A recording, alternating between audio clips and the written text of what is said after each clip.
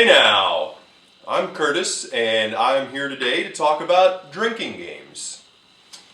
Not quite so much, but I found in the drinking game Quarters some very interesting aspects of mechanical physics. One of my favorite topics of classical mechanics has been that of rotation, and in the drinking game Quarters we happen to see a lot of examples of rotation. Let me show you some of them right now.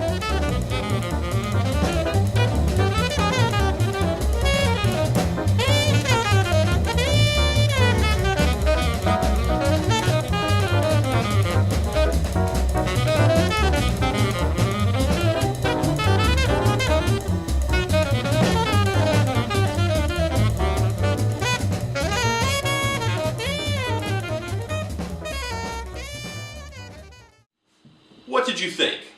How many different types of rotation could you imagine the quarter having in a typical game of quarters?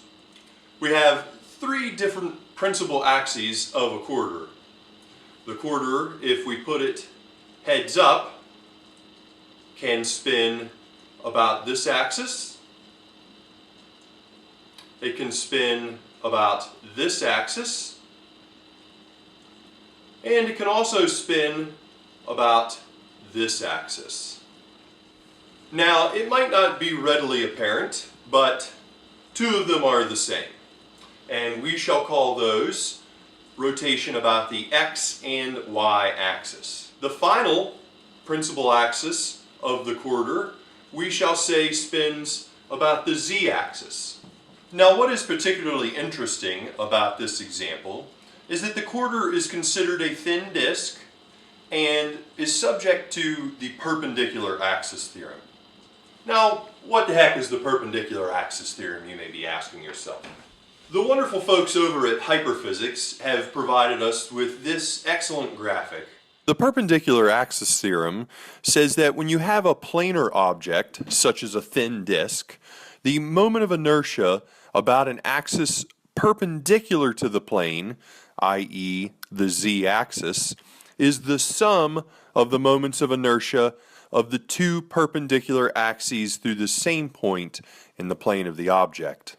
Here in this graphic we can see that the moment of inertia for the z-axis, I sub z, is equal to the sum of the moments of inertia for both the x and y-axis, which happen to be 1/4 mr squared. And hopefully you have learned a little bit about the physics behind a very popular drinking game for college students today called Quarters. Thank you and have a good day.